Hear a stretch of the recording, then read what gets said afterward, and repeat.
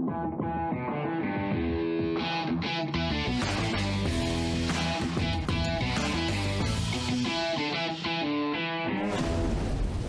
everybody, and welcome to episode 65, sponsored by Chia Charge. This week, we talk to Sophie Power all about motherhood, ultras, famous boobs, and all things running.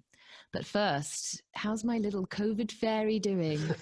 You look all bright and sparkly today. Yeah, well, you know what? I feel sitting here now with a cup of tea. I feel back to normal. Yeah, I really. Your favourite time of the week, isn't it? You always message me after going, "Oh, Eddie, you just." I did feel a bit chesty. My asthma's been a bit elevated, which is not, you've got to keep an eye on that. But generally, out and about, I have to say I feel back to normal, really. I can't. It's always such a relief when you've been ill and you start feeling better, isn't it? You're like, oh my gosh, yeah. The world is still going. And all my aches, I said about I had these kind of funny aches in my joints and my muscles. And I think they're nothing to do with COVID because my hamstring still is achy, which is really weird because I've not really done much for, I missed 10 days of training. Yeah, but that's it. You haven't done much, so your muscles have gone. They've pretty much dried up, Gary. It's pretty much over. Give up. But I did nearly 60 miles, so I can't sniff at that. That's a lot of running. But everything was super easy. I think every mile was with Rex, so that was pretty good. Oh, Rex, is he like, thank the Lord? Honestly, he just bursts out the door. It's unbelievable. And then on Sunday, what I did do, my Sunday session was, it was supposed to be an hour easy, excuse me, an hour easy, then an hour, I know, I'm suffering now, an hour easy, and an hour at marathon pace. And I thought, you know what, there's no gains to be made there. So I thought I'll just go for a longer, easy run, trail run with Rex. And that was mainly to satisfy me. Could I actually run for 3.5 hours? And I did. I did over 2 hours and I didn't feel dreadful. So that was good. I was fueled by Turkish Delight, actually. I know it's not what our sponsor wants to hear, but Lisa bought me a bag of some Turkish Delights. Not something I've had, but my goodness me, they were a good little trail snack. We used to live in northern Cyprus when we were younger, when my dad was in the army, and we used to spend our pocket money on proper Turkish Delight. Oh, yes. My life. Sugary cubes of goodness. Slightly overdid it when I was about 11 and can't. I holidayed in Cyprus once, and the hotel would lay on these excursions, and one of them was a trip to the Turkish Delight factory. And that was the first time I ever had a proper Turkish Delight. And it was like, wowzers. First time I had a Scotch egg when the yolk was runny. That was quite a mind-blowing moment. What, in Cyprus? Or... No. There's another first. But yeah, proper Turkish Delight, yeah. Not smothered in chocolate. It was, oh my goodness, it was sensational. Really nice. Taste sensation. Anyway, nobody wants to say about my COVID, Eddie. No, you've got something big happening this weekend. How are you feeling? Oh, Gary, we've just been saying, when you've got a big race or a big something coming up, you can't think about anything else. Your brain just I keep getting all these emails from schools. They will need this costume for this show and this. And I'm like, I can't, it's all too much. Yeah. Okay, so, and also then I just go next week. I'll do it next week. And then you think next week is going to be a write-off anyway. Yeah. When you're just in the hopefully the post-race. Glow. What is it? Come down, hangover, everything. So, I didn't mention it last week because I was just hiding the fact that I've had this really horrible cold. I think everybody's had it who hasn't had COVID has had this cold that has lasted for weeks, and it has been miserable, and I felt pretty ill. It takes a lot to knock Eddie down and miss training. It probably happens once every 3 years. Yeah. But I had to miss some sessions. Not that they were really sessions, just some easy jogging. But I'm fine. Not a bad time to do it though, is it? No, exactly. And so I had a bigger taper week last week than perhaps I probably didn't do 2 or 3 hours of training that I would have done. And I think that week pre-race is the week we often get wrong. And often I look at people's Strava and I'm like, you did 10 hours the week. Do you know what I mean? And then you taper for 4 days before you race. That's not a taper.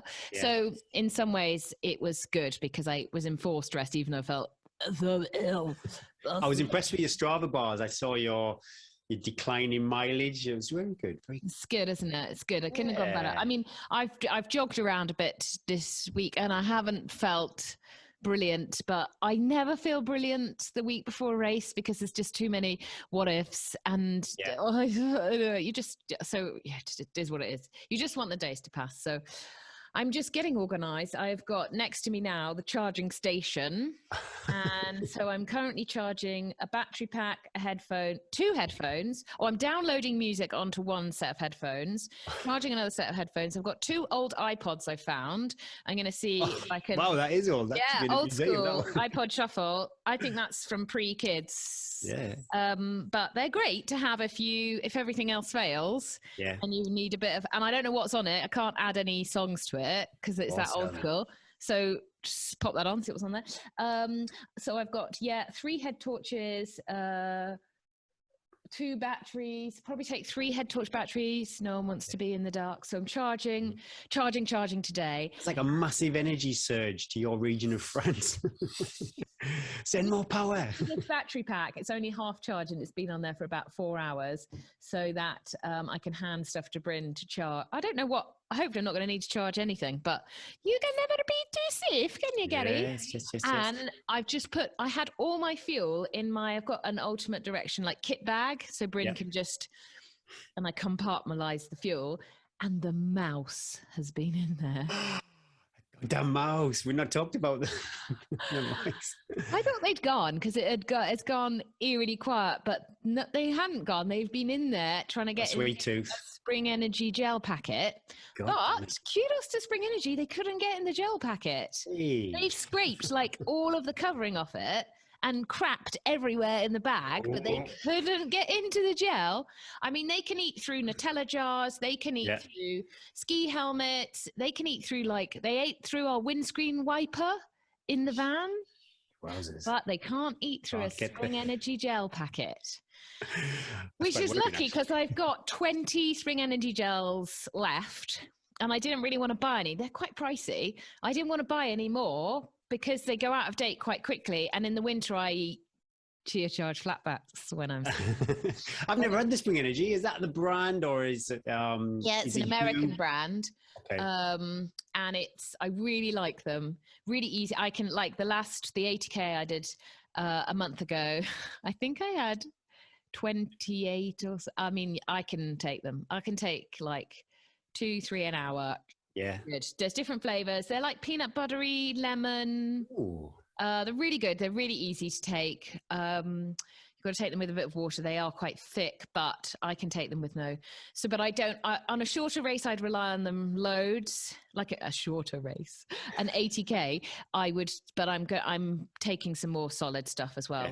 Because I'll be running that little bit slower. It's going to be that little bit colder, a little bit more fuel. So I've got lots of other options up my sleeve. So today is all about charging and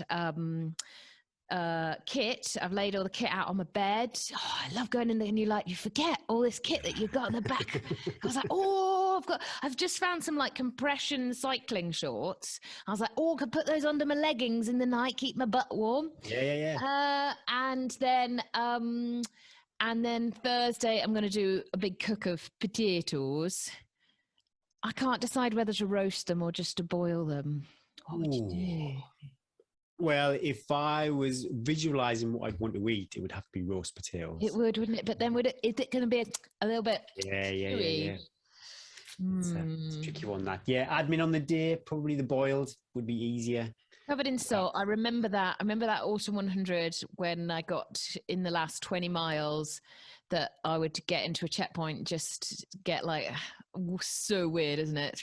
2 o'clock in the morning, salty potatoes, a shot of Coke, and then a banana chaser. Any little treats that you've got packed away? Was it a twirl? I can't remember. Yeah, it was a twirl. I've been banned from the twirls. The twirl boxes. Twirlgate. He said no twirls for you. I said, what about a Twix? And he said, I'm a bit worried about the biscuit ratio for the dryness for that. So I'm going to work on the twirl. I think. What's your favourite chocolate? You're over in France. What do you miss? Is there any bars that you miss from the UK? No. God, the chocolate's much better here. Oh, very We interesting. get these bars of chocolate from the cafe. They are amazing. They're really thick, and I'm such a control freak. I just have a slab on a Sunday night. It's like my Sunday night treat. How sad is that? And Bryn just has the bar and just works his way through it during the week. But I'm not a big chocoholic, really. I like the odd bit, but it's not something. Chocolate. But yeah, you're right. I needed the odd treat in the fun bag. Peanut M&Ms, classic. Peanut. I wonder if I can get those here. Big chocolate buttons. Yeah. Big chocolate buttons. Anyway, so yeah, preparation. It's all about preparation, isn't it? And my kids don't go to school on Wednesday in France.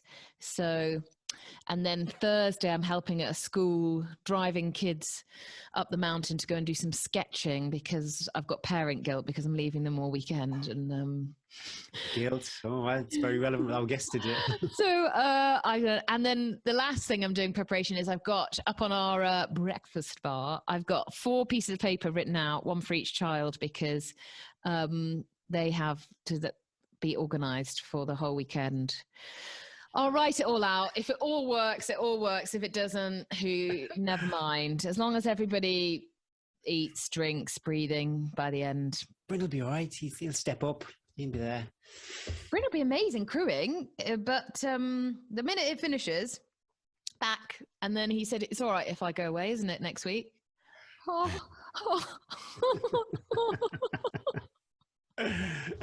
Yeah, but you don't think about that yet. Think about that next week. Let's say that next week. Right, we've got some race results. It's quiet on the race. We've just been looking through race results and upcoming races. There's quite a lot of navigational courses out there and interesting workshops happening at the moment. I know there's a Centurion one happening this weekend. So if you're interested in like working on your nav skills, always can work on your nav skills. Have a look at SI entries. That's what I just saw. Loads of different. There's a workshop with Nikki Spinks coming up. There is numerous different navigational exercise camps. It's such a great time of year when perhaps you not super focused on your training or racing, and also doing it in the winter, you're going to be blessed with some wonderful weather. I've never done that. I've never done a navigation. I've never done an official recce day. I've never done a training camp. It's not something I've ever. People rave about. I've got a lot of clients that do recce days, and they're always like really beneficial. I think a lot of it is meeting like-minded people as well, and like there's going to be other people that the same sort of experience as us. And recceing in a course and being able to do some very simple navigation, I think, is huge, especially if you're going to do any unmarked or even marked. But any big multi-days, being able just to pinpoint where you are with a map and compass. Well, my goodness, man, it's such a good skill to have when you're navigating the town. Always know where north is. That's one of my life tips. Always, I ask the kids that whenever we went on a big hike on Sunday. I tried to do some last minute altitude training. So I took them up to like 2,000 meters and we were up there for like 4 hours tramping around. And we did a lot of like, where's north and south? Always know where your north and south is. I mean, you know where the sun rises and the sun. Oh yeah. Actually, I thought about it actually for a second. Yeah. Right.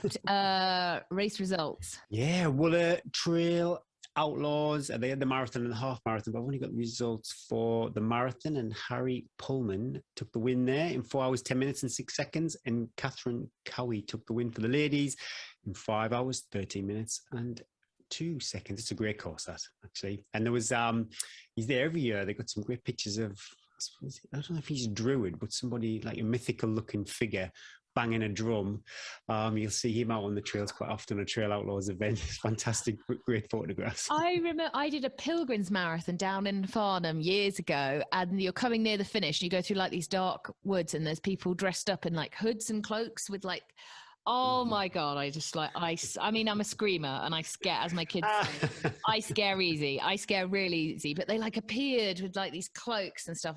My heart, I was like, oh, it's not fun. That's not fun. Right. This week, we chat to Sophie Power.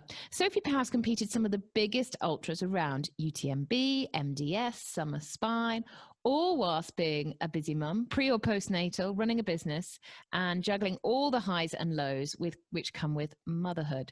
She shot to fame when a picture of her breastfeeding her son during UTMB was taken by Alexis Berg. He does a lot of the photography for Salomon, went viral. We talk all about that photo and how she found herself sitting in a cold sports hall in the middle of UTMB just 3 months postnatal. We also talk all things trail running and all about all the work she does to encourage other women, especially mums, to get into running. So here's our chat with Sophie Power.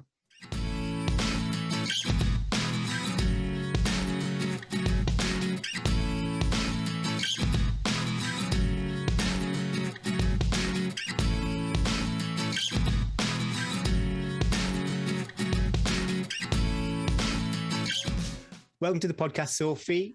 How are you? Where are you? And have you been for a run today?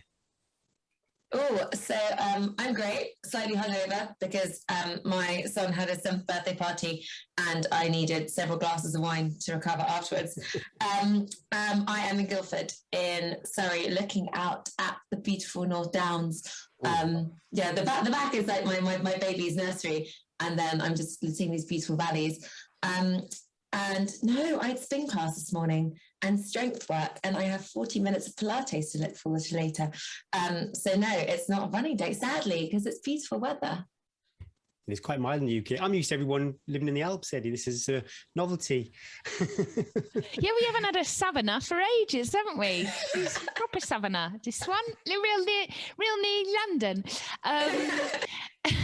Sophie, lots of people, we'll talk about where lots of people recognise you from in a second. Gary wants to interrogate you on that one. But can you share with our listeners a little bit about your background as a ultra runner and your journey into trail running?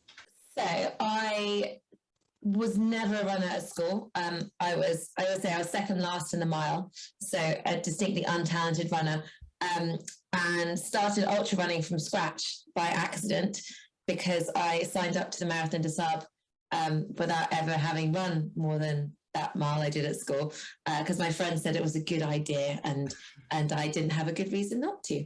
So I went straight into ultra and did some of the shorter races. And 9 months later, I did Marathon des Sables. Lots of stage races around the world, and then had babies, and they were quite hard to do. So I decided to run the distance of the stage race nonstop. And since then, I love really long ultras, and pretty much that. So I just like running, really.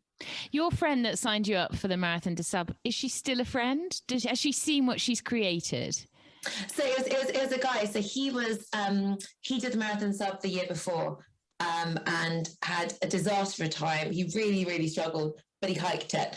I really enjoyed it. So definitely, I do wonder, would I have ever started running? Would I have ever gotten into ultra running? What would I be doing if that chance encounter, we had lunch because I sponsored him and he said, let's have lunch. And I wanted to hear all about it. I wonder what would have happened. So I'm immensely grateful for him just saying, just do it. And I was like, I've never run. He's like, but you're a great hiker. You're mentally strong.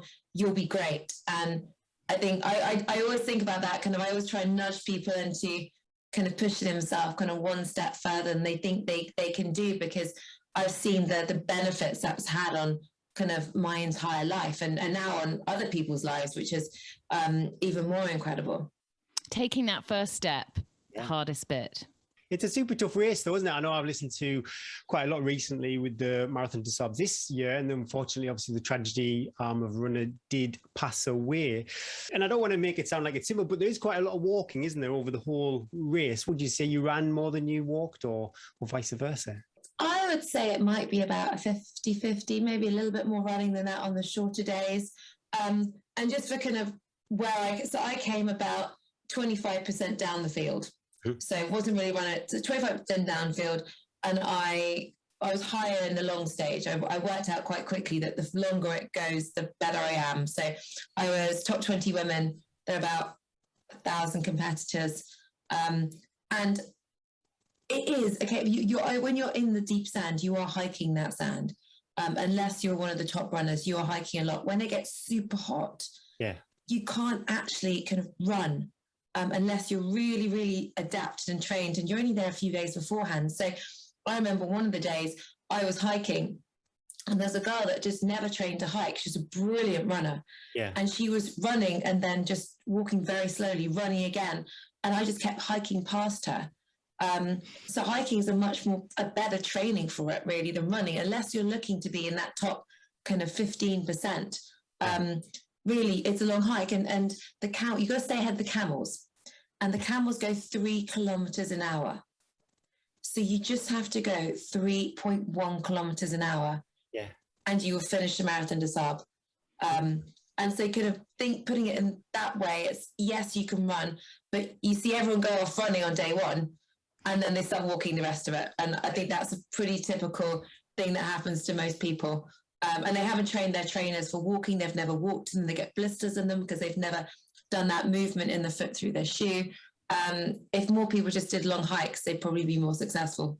Yeah, I think that came through in all the interviews. I think it was Talk Ultra. A lot of people said they wish they'd done more walking in their training. They just didn't appreciate how much walking they would do. Very, very neglected part of ultra running, hiking, walking training, and how much you can put in your plan of hiking and walking and becoming a, what's the word? Efficient hiker. Yeah. But you can do that this is what about hiking and like trying to fit training in. Like you can fit hiking in kind of in your daily life. I calculate, so I do 20 miles a week and 1,000 meters of elevation on my school run, mostly carrying a baby. Yeah. That's hiking training. Yeah. So I might not be able to run the miles because I don't have the time on my own, but fitting that in, if you walk with purpose everywhere you go, then that's actually really efficient training for ultras. I think a lot of like especially busy people like mums neglect the fact that is good training, and you can make use of every part of your day. And if you're just driving to an office and then sat down in an office and then you go for a run, you're probably going to be less successful in those ultras that actually require a bit of hiking. Yeah. I remember talking to a girl, and one of her big bits of ultra training was she would go around London and visit all the tourist attractions over 12 hours, and she wouldn't allow herself to sit down. And she had to walk between like Tower of London, the Tate, the Science Museum, and she would go around them all for the whole day. So it'd be like a little tour, but she wouldn't allow herself to sit down. And that was like one of her bits. She'd wear a heavy backpack, and that was a training day. I was like, that's cool. Yeah. Thinking outside the box there. I think I'd prefer to go for a run myself. But anyway, we've digressed. Yeah, well, I'd like to talk about the UTMB. That's probably the first time I was made aware of you, and I think it was a picture by, is it Alexis Berg? Yeah. It probably went, I think viral is probably a safe word to say. How, that was 3 months after the birth of your second child. I'm just really curious of the timing, how you found yourself on the start line of the UTMB. Such a new mother. I know there's loads of admin to get in the UTMB, races you have to do and stuff like that. But yeah, I'd love the timeline. So I think rewinding to 4 years before that, I'd had a place in the UTMB. I'd got my points. I got success on the ballot, and I lost my place because I was pregnant with my first son. Okay. And they refused to defer my entry because pregnancy is not a reason for deferral. Injury is, but pregnancy isn't, because we decide when we get pregnant, and we should just get pregnant on the off season between races is their attitude towards it.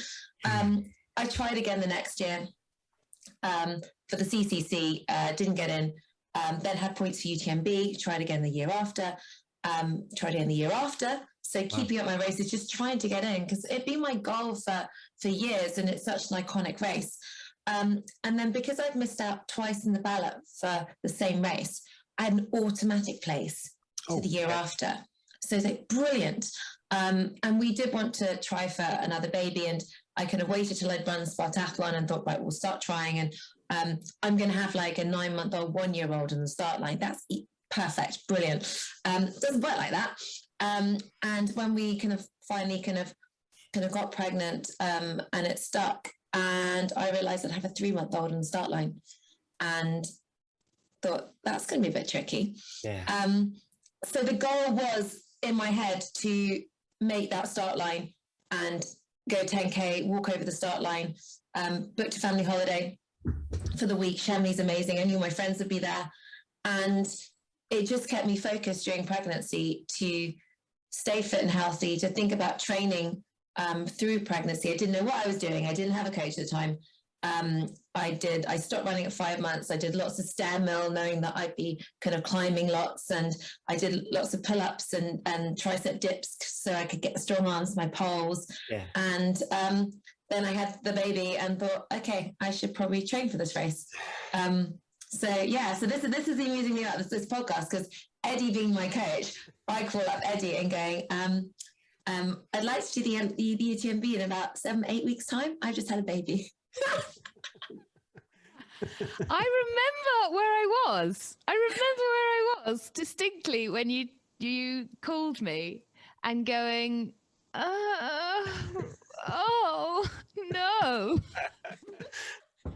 I'm just really curious, have UTMB changed their stance on pregnancy, or is it still the same in the rules?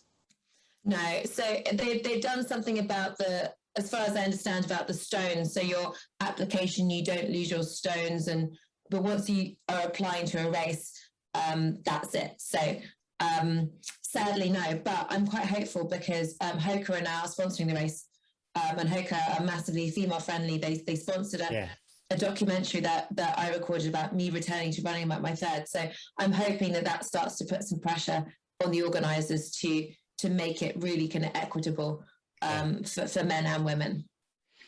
I think a lot of people, Sophie, would be interested on how you managed to do that race 3 months post-natal. I would like to caveat here that Sophie is abnormal. And we both discussed, didn't we? We both said, this is crazy. And I told you not to do it, didn't I? And said, I don't think you'd do it. And you said, well, I'm going to do it. So you either help me or you don't help me. So I think I asked you, I said, if you're in my position, would you have done it? And then I think we talked about your returns to running. So Robbie Britton used to train me for Spartathlon. He was absolutely brilliant and got me around Spartathlon, my first ever coach. And I called him up first and said, Bobby, I've got UTMB in like 7-8 weeks. Can you train me? He goes, absolutely not. I know I'm not completely unqualified to do this. And I really respect that as a coach, that he said, I can't do this. And he goes, I still think you shouldn't do it. But if there's one woman that could get you to the start line, it's Eddie. And obviously kind of having children, coming back as a successful runner.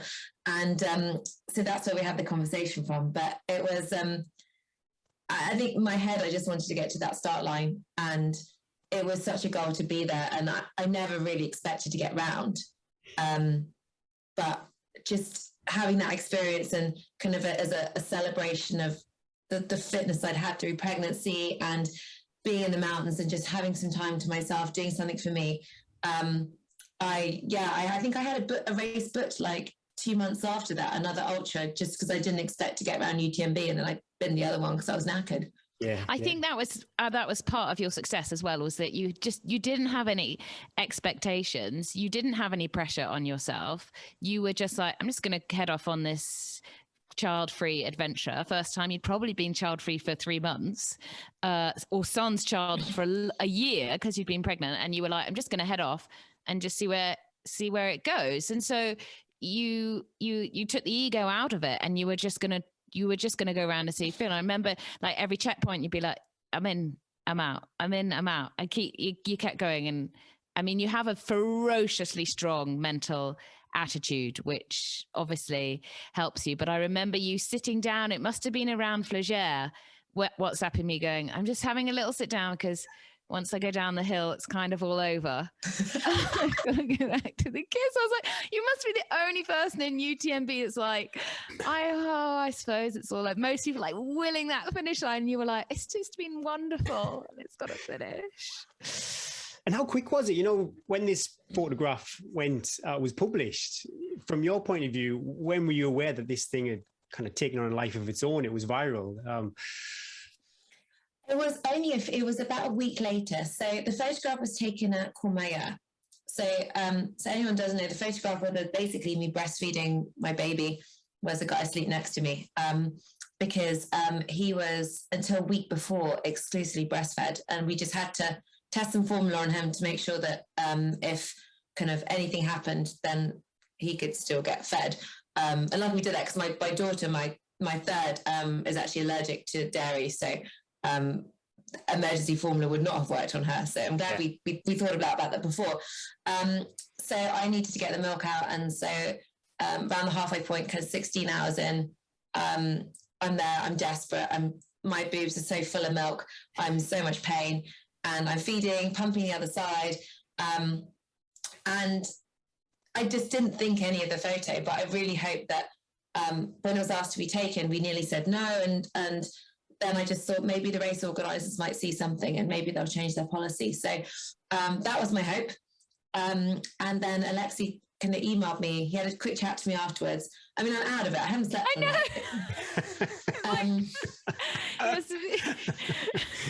Yeah, take my photo. Have you got any Smarties?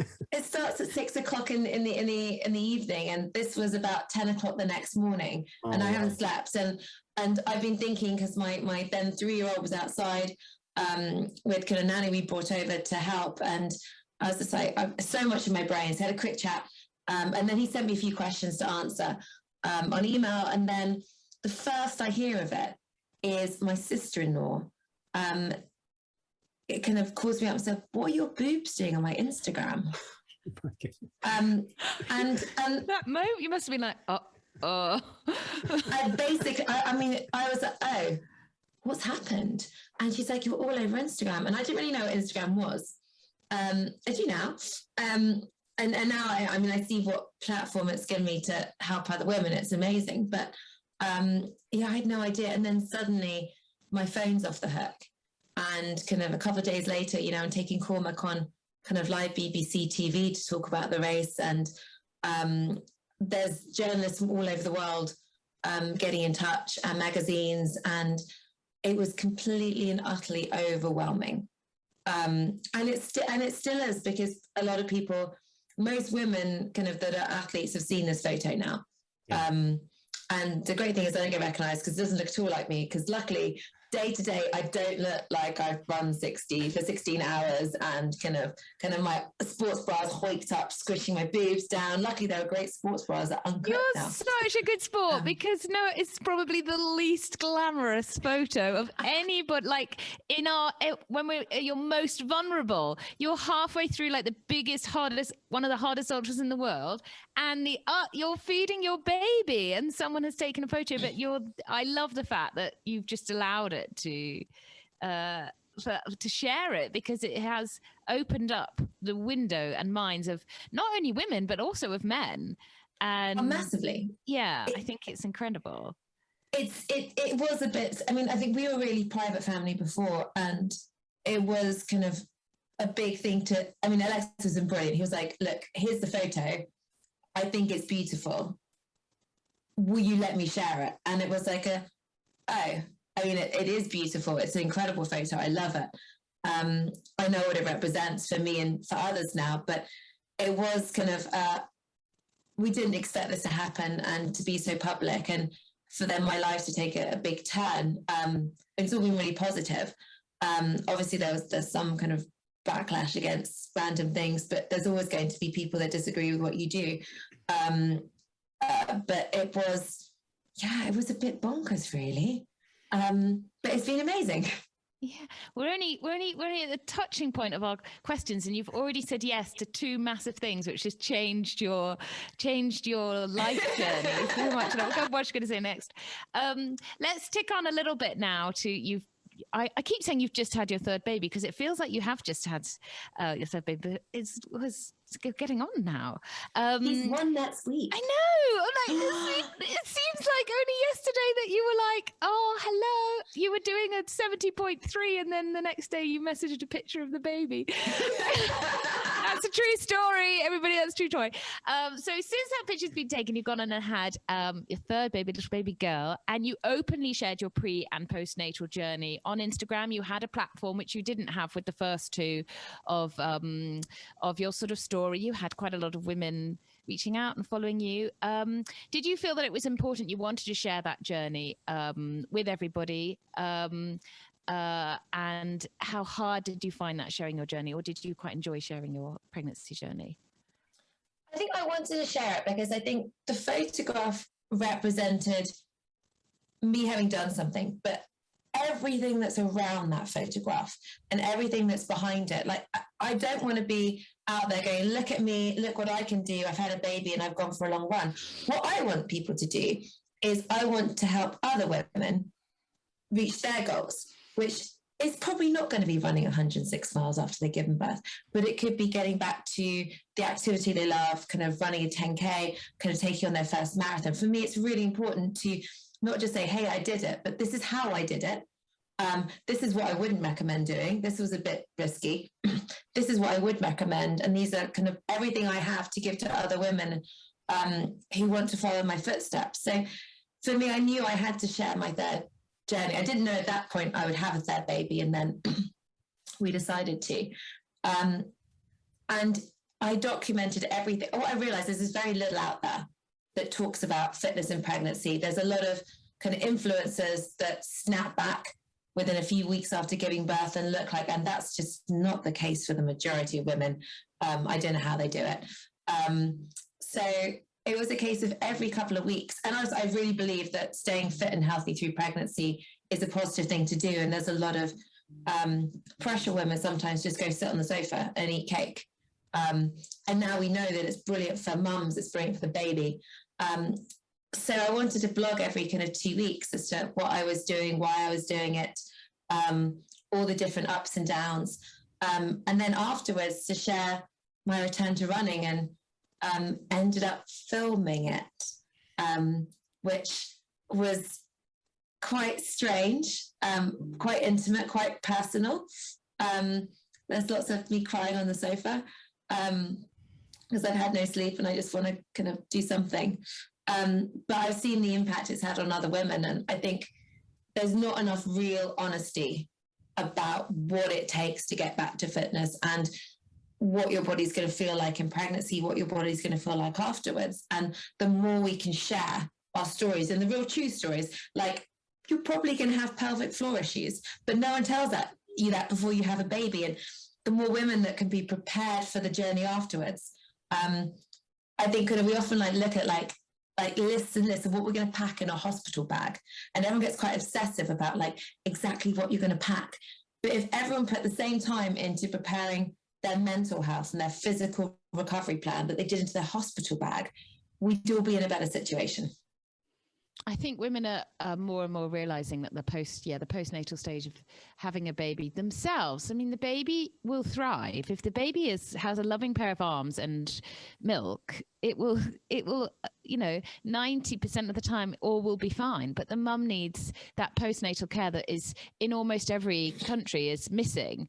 And you documented about your pelvic floor struggles. And we talked quite a lot, didn't we, Sophie, about the first pregnancy in some ways is relatively straightforward. It's the multiple pregnancies and the multiple comebacks. They get harder and harder. And again, it's something that's not talked about. And I know we talked about it when you were talking about having number 3 and me going, the number 3 ruins your life. They're the best. They're the best because they're the ones that they're so easy, and they're often the funniest and the craziest because they're number 3 and they have to do something to get attention. Yeah. But the postnatal comeback after the third baby, multiple babies, is a hard journey. And I think you've been so honest, and like you said, women don't need to think I've got to go and run 100 miles to validate myself as being this strong mother. But you said do whatever you want, but just do something. I think that's it. I think getting back to just going around your day, if you're leaking, if you can't do these activities, and that's what happens to most women. And what I learned from Emma Brockman, my physio, she's amazing pelvic health physio, who broke the return to running guidelines. So brilliant to have as my physio. She's like, most women with more than 2 vaginal births will have a prolapse. Most women. And I was like, how much? She's like, over 80%, and don't know about it. So all the strength work we need to do now to get ourselves back to fitness now, but it's also that and being fit in the long run. I think now had my last baby, definitely not having 4. That recovery is taken out of me. Very much thinking about how do I stay fit and strong for life now, because it's so important. And I guess the next change for me is menopause, and I know that I'll need to keep my kind of my strength work up, because so I don't lose my bone density, and all these things to think about as a woman. It just starts with they've had the baby. There's a huge journey, and we need to be educated to go on it and supported to go on it. And it's important for our mental health as well as our physical health, because if you feel your body's holding you back in any way from just enjoying your life, that's no way to live. You could probably both answer this one. What advice would you give to mums who want to juggle, running and mothering? And also, from my point of view, maybe how could I support more? How could I support my partner more? We've got 2 young children. For partners out there, how could they be more supportive to mothers? My favorite messages are always from blokes, almost always from blokes. And I've had loads of them. Actually, a guy came up to me at the race I did a few weeks ago and said, I've seen your picture, I followed your story. And what I've realised is after we had children, I went straight back to doing what I love to do. Didn't really take a break, football season. So I've got the match. Like, I know you've just had a baby. I've got a match. Got to play.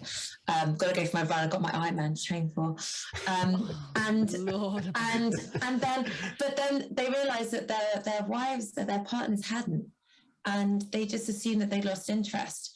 And they realised before my journey that they did still want to do something for themselves. Not want to do. They needed to do something for themselves. But it's so hard to put yourself first as a mum.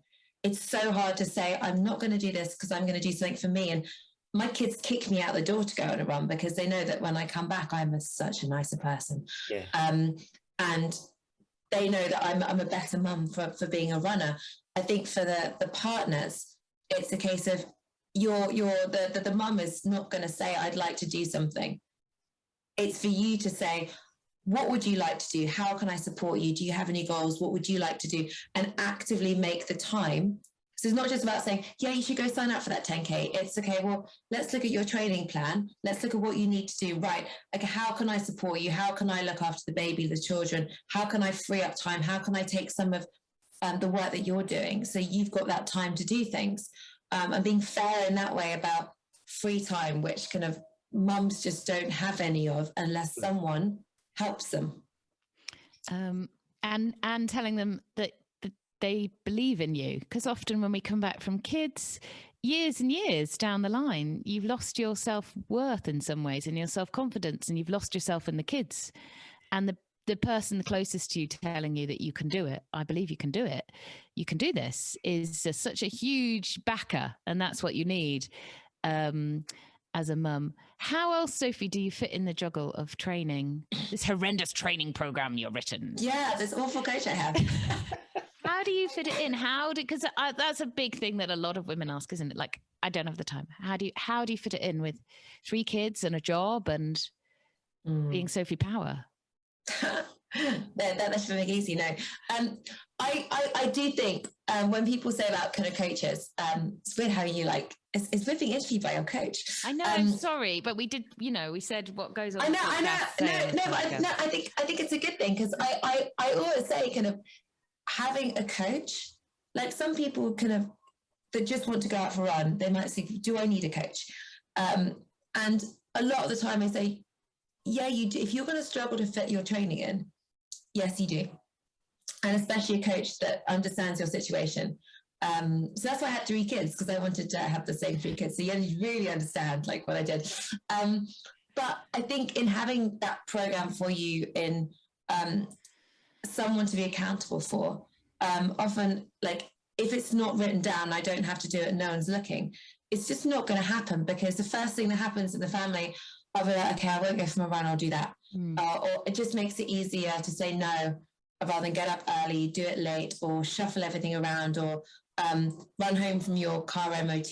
Just make sure you have to pack your running bag, because when your car fails its MOT, as I did this morning. Oh no, it failed. I know. I didn't ask because I didn't want to. No, it's not good. It's going to be expensive. So, but having workout, I had what you kind of have to do. I walked home. What you have to do in your life, having that accountability, I think is really important. But the juggle is working out everywhere in your life that you can be active. And I think the miles a week is something people get really hung up on. And miles a week, running miles, unless you're running buggy with the kids, it's really hard to do high mileage as a mum if you're trying to juggle everything else. But working out everything you can do around that supports you as a runner, bits of strength and conditioning, carrying the baby, doing the hiking, I think it all adds up. You're not going to win the races if you run 40 miles a week, like I am, but you can do some amazing races and have a really good time around it. And I was just messaging another mum just before this podcast who's single parenting this week and struggling to fit everything in and managed to do like a 20-minute session. She said, I had to cut the warm up and cool down. I did the session bit, Eddie, I got it done. Press send. I was like, yeah, but this is like all this stuff, like when you are single parenting and you're juggling everything and you've got all this stuff going on in your head and you're having to like do really long days and manage everything. I'm like, all such good tools for running and for ultra running. It's all training that mental strength that us mums have in bucket loads, and we shouldn't think that it all has to be miles ticked off on Strava training. All the other stuff adds up. We have this superhuman superhero strength that, sorry Gary, guys, just I'm not going to argue. It comes to races. It's like on a race, like I only have to look after myself. So easy. Because on a day-to-day basis, I've got 3 kids and a husband who also needs looking after. And it does. Every part of that, every kind of part of kind of being really time efficient plays into being a good ultra runner. Yeah. And thinking about everything that could go wrong and planning for it. And it all goes wrong as a mother anyway, all day, doesn't it? Everything goes wrong all day. Somebody's always crying. Somebody's always ill. Somebody's throwing something at your head and you just fight fires, you know? So we're basically like Tom Evans, but like the mums of problem solver. Yeah. Problem solving. You mentioned the buggy. So you'll actively put the buggy into a workout? You'll run with your kids in buggies? So I use it around, my life. So on a Wednesday morning, I take my 3-year-old to gymnastics. I basically put him in the running buggy. And I get a 4 or 5 mile run in the running buggy rather than get the car out. Yeah. So I work it around that. I don't love doing miles with the running buggy because part of it is I want to run so I have time on my own or time with my friends, having a good chat, rather than stopping every second going, I'd like a snack. That's when you put the music on and then you can't hear them. That's what I used to do because I used to do all my miles, Gary, all my miles. Training to run for England, I ran with a child in a running buggy because I had to. But I used to put my music on. I couldn't hear them. And people used to stop and go, your child's crying. And I'd be like, yeah. I know. It's terrible, isn't it? But I'd be like, I've got to do it. And they just got to sit there. They're supposed to be at home sitting. They can't walk anyway. They're just be at home sitting anyway. Terrible. Terrible mothering that, but hell. Anyway, sorry, Sophie. That's staying in the podcast, that one. That has to. But this is the thing. It's a case of kind of, you do what you have to do. And I mean, I hiked. I take the baby for hikes. I was doing I pop her in the car and I was doing hill reps up the hill, kind of up and down after dropping the other 2 off, do some hill reps up and down. So running buggies, they're useful for getting your child around. So I definitely, if I have to take one of them somewhere. Also really good for the dad because the dad can get his running fix. He can take the kid running and he feels like he's helping. And they're also good because you can then run together and the dad can push the running buggy. Especially if it's your first baby. That was huge for us when we had our first child, was that suddenly you can't exercise together anymore, and what you love doing in the outdoors and stuff that probably brought you together in the first place, you have to tag team it, and then you spend the whole of Saturday basically tag teaming because you both want to run. So a running buggy is great in that you can then go out together. A double running buggy I never could cope with, too heavy, just couldn't do it. But I see them with parkrun. Yeah, it seems like such hard work. My goodness, I couldn't. I just felt that was actually dangerous to my hamstrings. I've noticed that, around here there's no flat, and even like this 4 or 5 mile kind of to gymnastics is like the roads go up and down, and you notice the inclines on all your roads so much more when you've got this buggy. And I was like, Cormac, you're getting really heavy. And and then I realized I'd run it with a flat tire as well. I was like, I'm really slow today. I was like, why is it so slow? I was like, yeah, I was running with a flat. But they are good as a way to just finding ways to be active with the kids, and kind of when I do junior park run, I love doing junior park run. When they go to playgrounds, I do half my strength and conditioning when they're in the playground. Just kind of, there's loads of stuff you can do. You just chuck them on the swings, run around, and then kind of get your lunges in. I mean, everyone looks at you weirdly, but I'm kind of used to that, so I just don't care anymore. Everyone's seen your boobs now. I mean, yeah, I've got nothing they else. probably Really. look at you weirdly, going, "I recognise that woman." Not the face, maybe under the face. Right, Sophie, you've had the kids now. Thank goodness we're out that stage.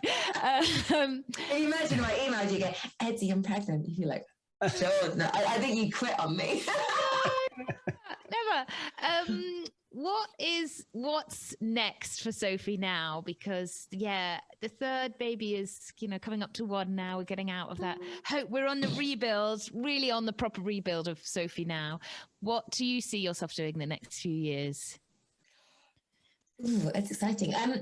So I guess since I had Sasha, I've done a few ultras. I did Lakeland 100. That was my big after third baby race. I think it's quite nice to have an after baby race to just kind of draw a line going, right, I can get back around the distances I want to. And she was, I do some maths. I think she was 7 months old. So much more sensible than 3 months. It was caveat to people listening, that is still very soon post-baby. Sophie had to work very hard to be in that shape, to be back on a 100-mile start line, and had quite a lot of experience underneath her belt as well to be able to do that. And I chose a hiking race.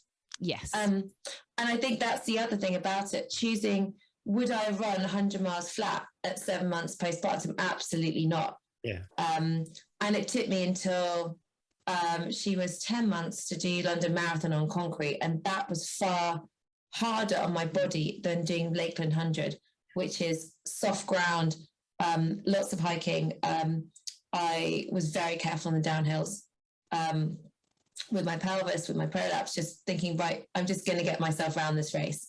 So I think race selection is really important, and goal selection as to what your body can actually do and what takes more of a toll on your body than others. So I think and having an adventure. So I had my adventure after UTMB. My adventure between babies 2 and 3 after that one was doing the summer spine race.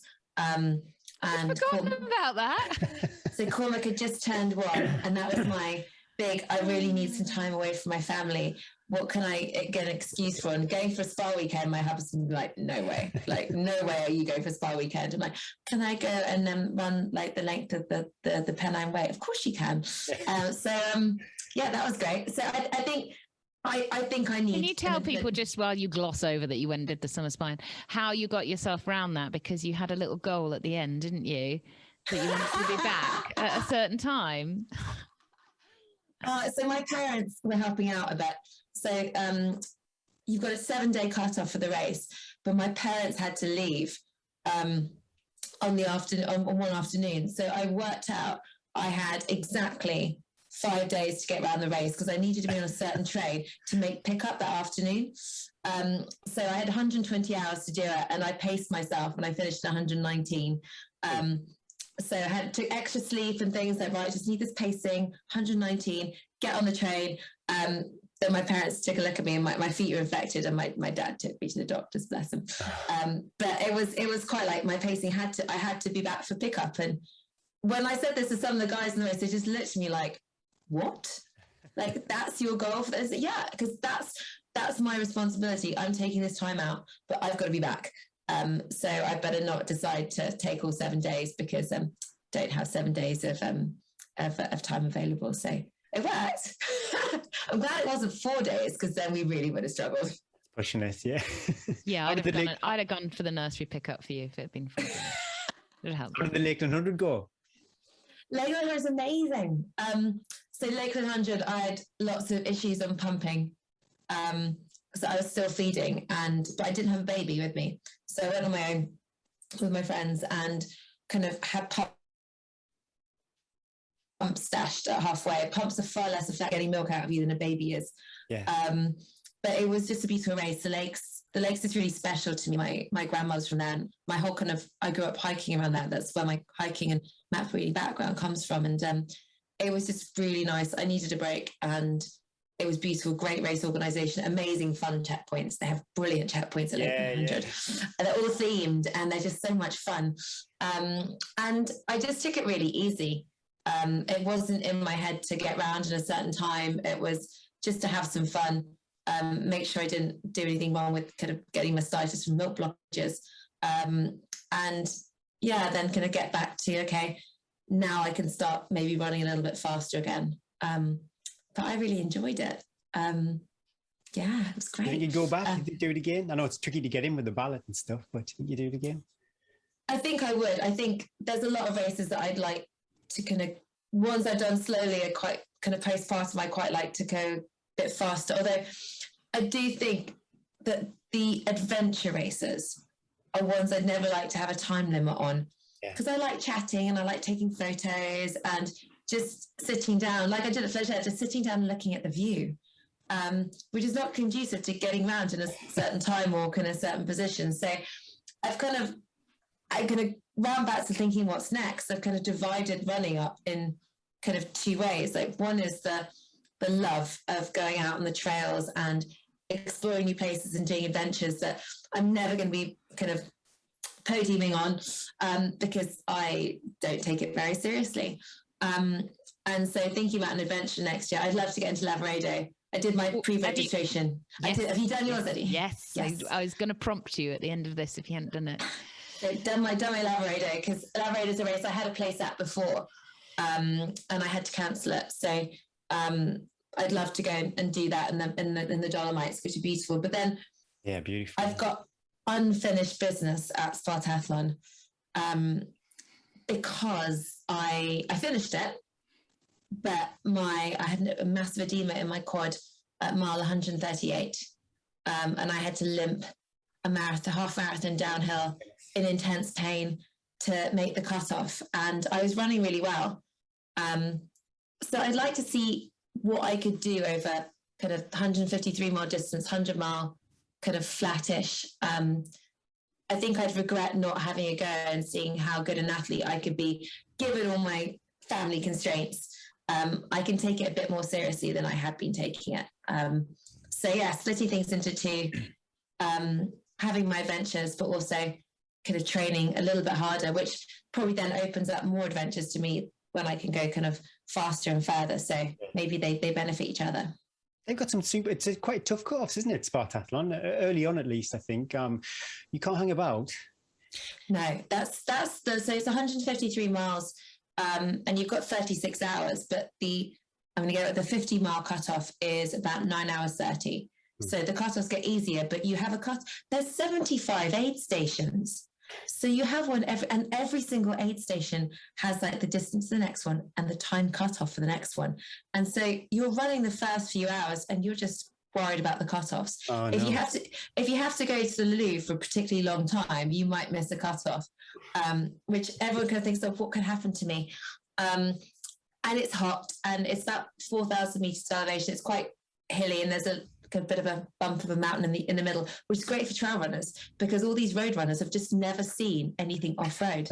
And they look at the switchbacks the other side and they're picking their way down really gently. And everyone that's just run a trail is like flying down them. Yeah. So I made up an hour on the cutoffs in less than an hour, which was handy.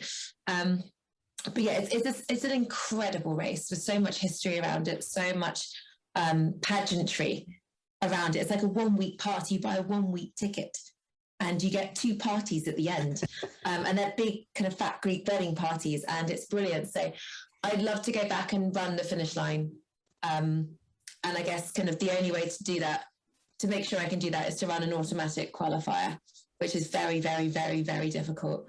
But that's our goal for next year. So Eddie's going to coach me to run one of them. Awesome. And then I can get started on the year after. The plan. I'm slowly formulating the plan, but it's so exciting to see what you can do now that the pesky kids out the way. I know. And but I've been so privileged, Sophie, to follow, to be part of your journey. Gosh, who knew that when I went, okay, we'll try, when you rang me about that UTMB, that we would have such what a journey we've been on together. And I feel so lucky to have shared it with you, and you to have trusted me with your precious journey as well. So I'm excited next year about doing something, not maybe talking about babies so much. What are we talking about? Well, soon we'll be talking about teenagers. We'll be like, do you remember when it was so easy? And they were young? This is because I get all the parenting advice kind of from you, because yours are all a few years older than mine.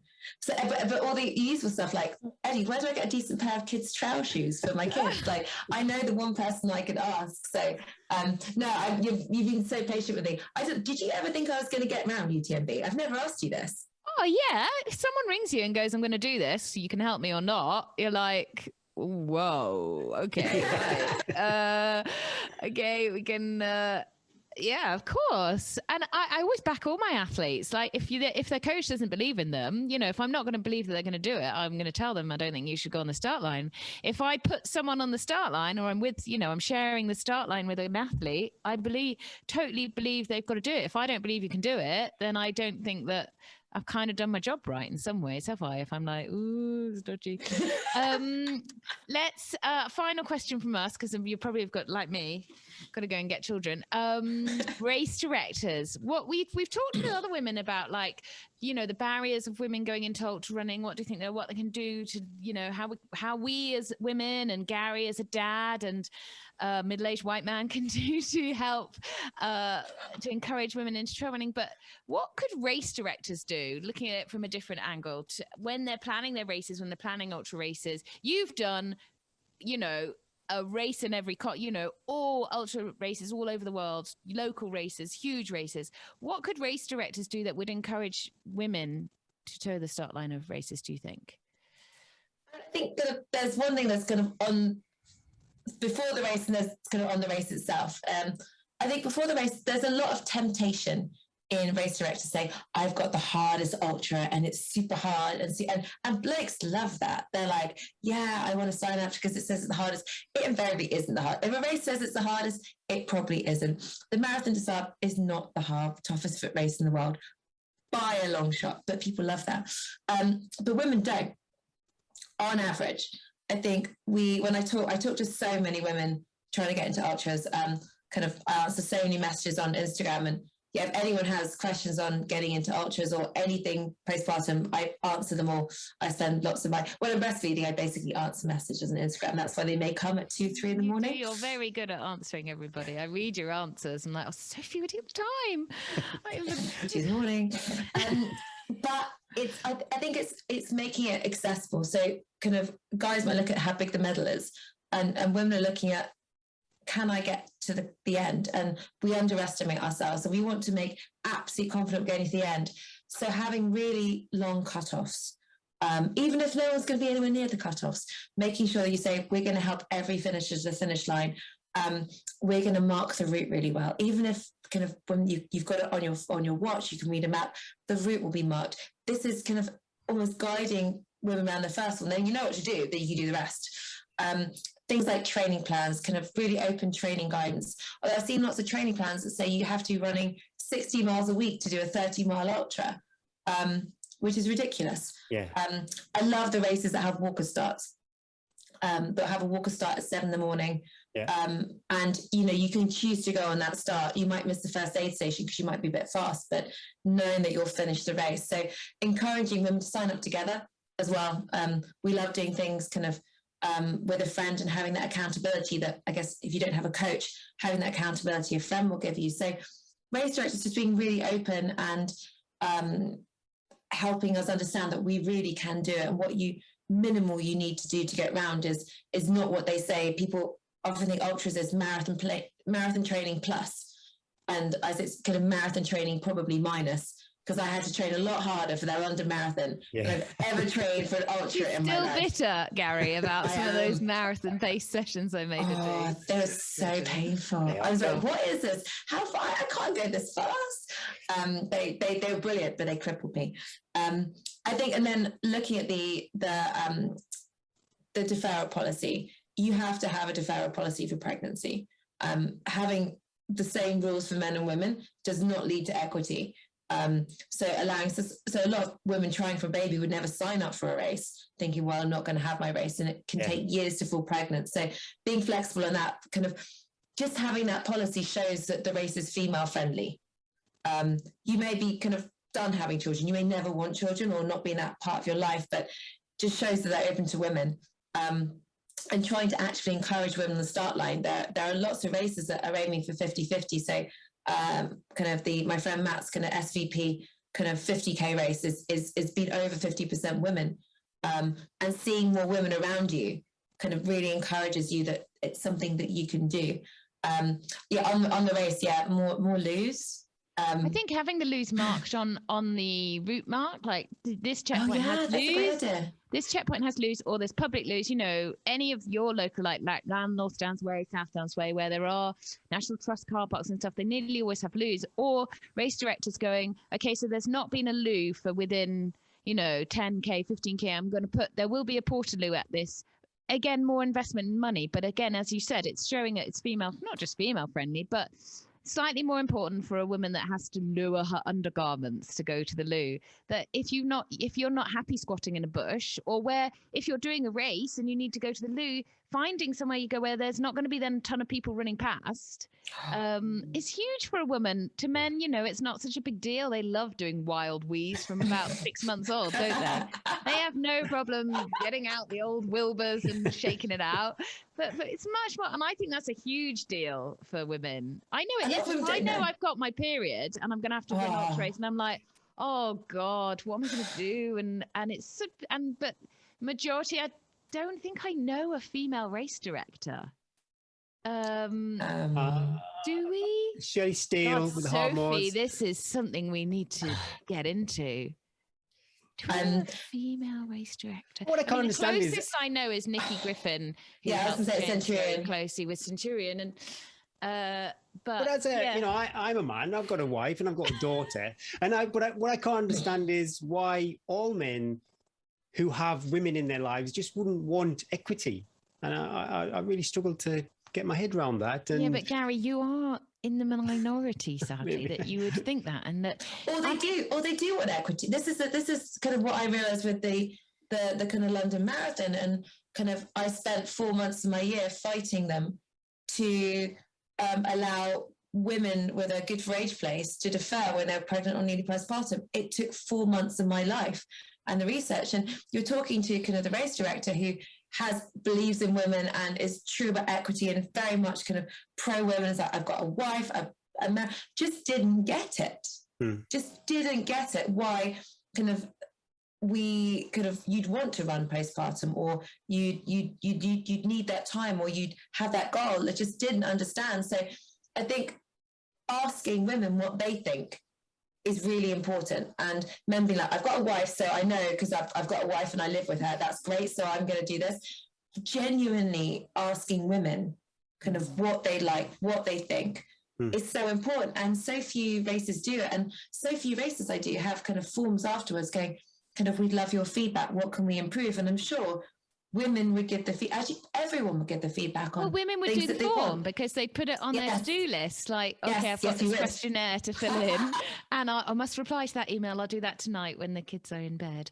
I do it at 2 a.m. on the feed. I'll be like, right, can emails come through? Right. And I do it very quickly, but you, Sophie, would take great care in answering in many hours, and probably set up a forum and then an Instagram post about it. And because that's a marvelous thing about. Yeah, it'd definitely be an Instagram post going, right, okay, so I've got this to fill in, and people let you know. So I think it really is kind of, we have to get together, we have to improve access. I mean, it's women, especially kind of women minorities, kind of, there's so few of us on the start line. You've got to see people that look like you. We've got to increase the access, because trial running is so brilliant. for us. It just has such benefits in your life, and for our children, because, you know, kind of once you become an ultra runner, probably learn to read a map, you're used to being outside. You take your kids outside more. So my kids are brilliant runners. They love being outside. Kind of they've climbed mountains. My 3-year-old is an absolute machine. And he's quite happy. Head torch on the dark on the way home from nursery, flying down a trail, steep hill. And I was like, ooh, I reckon he's quicker than me now, which is a bit scary. It's very scary. But there's so much people can do, and it's great having more women in the sport. So, and at the end of the day, it's why we do it, isn't it? You know, you and I as mums, we are doing it for our kids. You know, yeah, we do it. We love it. It keeps us sane as mums and dads, but we want the kids to see us being active and challenging ourselves, and so that at the end of the day, they do the same. We don't want kids that are, we want our kids to believe in themselves. You know, we're trying to encourage confidence and self-belief, and really important tools in today's society as parents. Right, Sophie, we've used up loads of your time. Thank you so much. God, loved our chat. Gary would like to finish with his very important. These are the heavy questions. Sophie. We leave the real heavy stuff to the end. People have opened up, and then we catch them at their weak spot. Okie dokie, right. So you got a DVD night coming up, and it's not your choice for DVD. The children are heading for. It's not DVD these days. It's a Netflix streaming service. What children's movie could you bear to watch again, or have you been fully exhausted? Oh, I love kids' movies. Oh, okay. So I don't really watch movies because I like kids' movies because I have a very limited attention span, and they're generally a lot shorter. So what do the boys like? I quite like Peter Rabbit. Oh, I really like the new ones with is it James Corden? Yeah, because it's all pretty in the Lake District, and it's really nice. You're disappointed in Peter Rabbit too? A little bit disappointed. Hang on, I haven't seen it. Oh. I need to watch it. Or should I just not watch it because the first one's really good? I love any children's movie because they're going to sit and I'm going to watch it with like one eye slightly open and the other one shut. So Peter Rabbit, the first one, I watched it while heavily pregnant with my second. It was the first time I'd taken my first to the cinema, and so I was like, I'm going to get some sleep, and I knew I enjoyed it because I didn't actually sleep. But yeah, I don't really watch TV. I don't really have time for movies. I can't sit still that long. No, so I just need to go to sleep. Kids movies are great, and I like the ones with the nice music on them. I like the Moana music. I think that's always really pretty. Big fan. That's Eddie. Freddy's going to start singing now. That's it. Tea or coffee? Tea. Can't stand coffee. Like the smell. Can't stand it. Drink a lot of tea. A lot of tea. People do. All good people. I like. Yeah, it's good. Favorite road race and favorite trail race. It might be, a bucket list race. It doesn't have to be one you've done. Road race. I won't say Spartathlon. I will say Comrades Day, because I did it years and years and years ago with a girlfriend of mine, Ronnie, and it was Jubilee weekend and we ran the Union Jack outfits and the support was insane. Comrades is incredible. Favourite trail race? That's really hard. Because I've loved some of the stage races I've done, kind of in Bhutan and Iceland. I really loved doing UTMR when it was a stage race. The first year they ran it, the Ultra Tour Monte Rosa, because we did like a mountain marathon in the morning and then we sat and ate pizza and drank wine in the afternoon in this cafe in between the hills, and then went off the next day. So basically anything in the mountains, because I don't live in mountains. So it's nice to go to mountains and race. Is that Lizzie Hawker's event? Phone signal. Is that the Lizzie Hawker's event? Is the Monte Rosa one? Yes, yeah. And it's absolutely. I think a lot of people focus on UTMB as like, right, I want to do the biggest, toughest race, and it's a beautiful place, and they go UTMB and they get frustrated they can't get in. They just don't do one. UTMR is as spectacular, even more spectacular. Brilliant race organisation, much more friendly. So I think people focus on the races with all the marketing. Yet there are so many races. And Eddie, you must know from France all the races you probably never heard of before you moved over, and you've got local stunning races on your doorstep. Stunning. I see like suddenly there's trail markers up, and then I go and look at it, I'm like, oh my God, I want to do that. So yeah, so many things out there. Find a place you want to go to And then there will be a race around that, especially now, like 10 years ago, maybe not. Like when I started ultras kind of 12 years ago, there was very little. I did like 47-mile race from Tring to Northampton on the canal path and then back again the next day, because that was one of the only ultras that was in the month I needed one. It was awful. Now there aren't. So yeah, find where you want to run, and don't run a city marathon around it. Go to the countryside and find some trails. Good advice, yeah. Wild camp or all-inclusive? Both. So can I have both? So I had this holiday policy that's called 5-star or no star. Oh, great. Which we used to kind of take our holiday budget and go, well, we could afford kind of this amount per night. But actually, if you went a few nights for like hardly anything, or like homestays and really basic, and then you've got this budget for like one blowout night at the end. Oh, wicked. So that's our 10-year wedding anniversary. We did Dolomites and did kind of a night in a spa hotel either side, and then 3 nights in the refuges. And I like the contrast. I love I just don't ever see the point of a 3-star hotel. I'd rather camp. Favorite trail snack? Ooh. Chia Charge. So I've had them on lots of races. Now I love the Velo Forte gels, because I've had to have gels now because Eddie's made me have proper food, like proper race food, not actual proper food. To go faster make food. You do anything. Eddie couldn't make you do anything. Strongly suggests. Eddie makes suggestions backed up with WhatsApps and then questions if it's been done. Pretty much. So the Velo Forte gels are really nice. But if I could choose, I remember what I had in spine, and I picked on my baggie of things that would just make me smile, which were generally salt and vinegar crisps. And then this big baggie of kind of peanut M&Ms mixed with wine gums. I mean, can you imagine if you had a dish of that just on your office for work? Peanut M&Ms with wine gums and maybe a few opal fruits. And Tunnocks, those Tunnocks wafers. I love those Tunnocks wafers. Oh my God. Triggering me big time.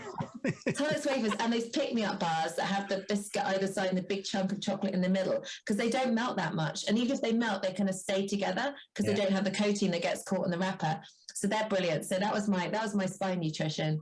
There were lots smiley of bags. What did you call it, Sophie? Little smiley bag. Yeah, they look kind of, I don't know what I call it. The happy bags. They're just happy bags. They're just lovely, idea, isn't it? If everything goes wrong, those Tangtastics, the fizzy cherry Tangtastics, is what I ran a whole trail marathon on once. They make me happy too. I'm worried though, if I brought out the big guns, the peanut M&Ms and the Tunnocks, they are more like top 10 snack. But if I took them on a race and for some reason it didn't go well, and I kind of muddied my memory of the snack. I was a bit... I don't think you could muddy your memory of those, because even if it went bad, they'd just come back to you a few weeks later. It's not their fault. It's gone bad. It's not. It's never their fault. No. Don't blame the peanut M&Ms. It's like a Cadbury finger, isn't it? I mean, you can't go wrong with that, can you? A little cup of tea and a Cadbury chocolate finger. A white one and a milk one, just to, make it fair. No, I surrounded the birthday cake yesterday in chocolate fingers, and I may have eaten all the excess lots. That's it. I may have a few months 2 weeks off chocolate fingers. Yeah. Cool. Well, that's it. Sophie, thank you so much for coming on the podcast. Yeah, thank you, Gary, for putting up with us. Okay. And then when I already have clients on again. We look forward to following your journey. We will post in the show notes links to your Instagram, which is a wealth of knowledge and support for women, and also on there you can find the Sophie's Hoka film, her pregnancy journey through the third baby, having the baby, which is in the film, and her postnatal journey. So man, women, dog, go and be inspired and watch that. And we look forward to following next year. I will see some super exciting plans and seeing. Yeah, I can't wait. Seeing where you're going. So thank you so much. Thanks for giving up your time, Sophie. Yeah, thank you. Thanks for having me. Take care. Thanks. Bye-bye.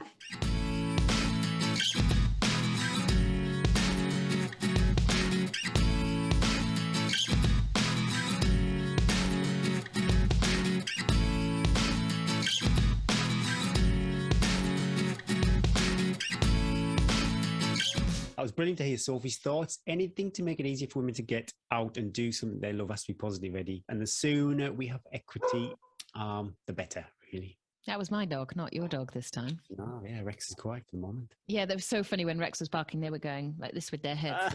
They were like, "Where's Rex, our friend? When are we going to meet Rex, our friend?" I just wanted to add a caveat on our chat with Sophie and all that she does.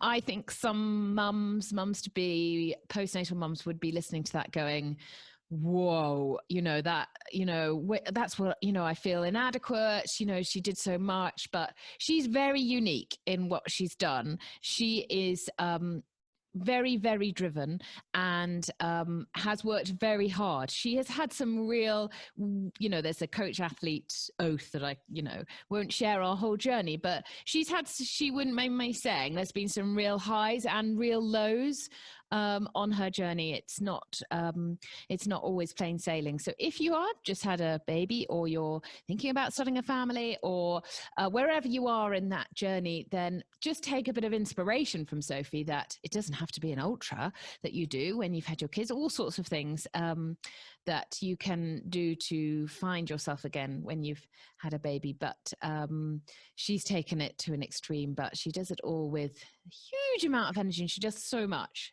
And I look forward to, I know she has lots of campaigns up her sleeve for next year. So we look forward to following her journey. Yeah, real force for good. Upcoming races. We found 2 that sounded interesting. The Colworth Hare and Tortoise Run, a marathon, actually just over a marathon, 5-lap event for individuals, teams around the Colworth estate in North Bedfordshire on gently undulating trail. Hare and Tortoise Run. I wonder if they set off someone really fast. Yeah, it's not something I've done. I'd be curious the format of that. I like these where you race the horse, race the train. So that sounds really good. Next one is the Clown or the Clone half marathon. That's another undulating course, Eddie. Running through the Clone Centre, through the surrounding villages, and returning to Clone. I should know how to pronounce this. What is it, Clone or Clown? Somebody near Sheffield. We had a look at up where it was. Somebody will live there and be outraged with us. I love an undulating trail, though. You're right. Nothing too arduous. Gentle grinders. I love a gentle. Gentle grind. It's like an app, isn't it? Is that it's not that podcast, Gary. You do that one later. That's not with me. Yeah, that's the other channel. Right. What do you got coming up, Gary? Bit more. So how many weeks now? 2 weeks to Valencia. So it's not this weekend. It's not next weekend. It's... Yeah. Sorry, my goodness. So 2 weeks yesterday. What day is it? Yesterday. Oh, sorry. Right, Tuesday, Monday. It's Tuesday. So yeah, 2 weeks on Sunday. And just like yourself, I've got so much admin with this, safe to travel forms and all this stuff, which I can't ignore. I need to really get those in place. But there seems like such a lot of that noise, which I don't want. I'm getting emails daily from Valencia Marathon telling me this and that. Do you have to test? What's the... Well, I've got the COVID passport, whatever it's called. So I don't have to test because my app says that I'm negative, and that's valid for a certain amount of time. So all that side of things is fine. We need to let them know where we're staying and things like that. And then also we booked that test for when we come back to the UK, which I find really weird that I don't need to test unless I've got this wrong and I'm going to be refused access when I get there. But I don't think I need to test going there, but to come back, which I find it's the same with France. It's a bit random, isn't it? Don't test going there, but then you do when you come back. England are stricter on the testing on the way back. Yeah, so I've got all that. That's all ordered, and I just need to keep checking at the government website, make sure nothing, because it changes daily. Yeah, I was just talking to a client who's in Germany, and she was saying they're about to announce some more lockdown. Germany, Austria, I think even Holland. Joy. Christmas, COVID, joy. Yeah, what are you up to this week, Eddie? Anything coming up? Try not to cry. Just to focus, Gary, just to focus. I am trying to be organised so that I don't forget anything. Are you not charging your things a bit early? We're only Tuesday. Well, I'll probably recharge them. So... Yeah, but stuff like headphones and head torches, you just turn off, don't you, then when they're charged? Yeah, I suppose that'd be a Because we Thursday. go on Friday. Yeah, Okay. but Thursday, I've been roped into with this school trip because of the guilt. So Fair enough, yeah. today's my last admin day. And I can get to I'll take my big charging pack to the hotel on Friday night and get everything out everywhere and recharge probably. Don't worry me that I'm going to turn stuff on. You'd be fine.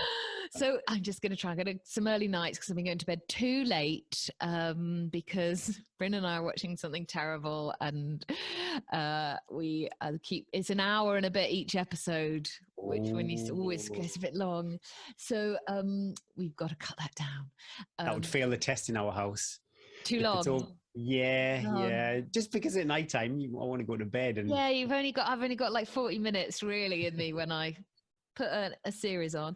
So few early nights, keep calm, keep getting rid of this cold, keep eating.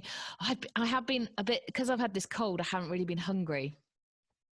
So I need to start from tomorrow, really make sure that the carbs are going in, cut out the fruit and veg.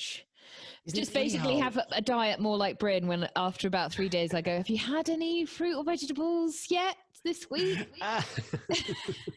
Yeah. It's funny how people are different though. If I've got an illness coming on, like a cold, I eat everything. It's like some red alert goes off in my body and I just tend to... Well, every day. It's not necessarily bad food either. I crave kind of good things and nourishing things, and also quite high sugary things, old school. See, when I was poorly as a kid, my mum and dad would bring in the bottles of Lucozade. That was our... yeah, do you remember that? With the squeaky wrapper. Did you read that? You're a bit younger than me. You might not remember that. Oh, I do. Yeah, I remember you had to go to bed during the morning if you were off school, and then you were allowed to come down in the afternoon with your duvet. Yeah. Have a little bit of Lucozade. And I wouldn't eat it, but chicken soup would be good. I quite like a bit, yeah. Do that anymore. I did buy some soup, yeah. Maybe I'll hit the soup. So yeah, I'm going to focus on a bit of white carbs, get the carbs in. That's right. And just trying to bank a bit of sleep and relax. Could ask you something. It's a bit off topic, but I've got a South African friend who, see how I shoe on this in, and she had a phrase about a chameleon on some Smarties, and I was just really interested. Is there any French phrases? Do you know what the phrase is from South Africa before you? Well, it was like I think it was something to do with like a chameleon on a box of Smarties, which basically I suppose you didn't know where you are, what you're doing. I suppose. Okay, so I'm just asking for a bit more. Yeah. Yeah. And I've never heard anything like that translated to English. The French love it. The French love their sayings and they don't make any sense. But my favorite one is Il pleut comme vache qui pisse. Well, there's definitely... Can you translate that? There's definitely some water involved in the end there.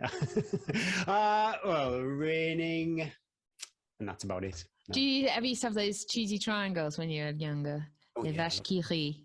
Dairy Lee, yeah. Yeah.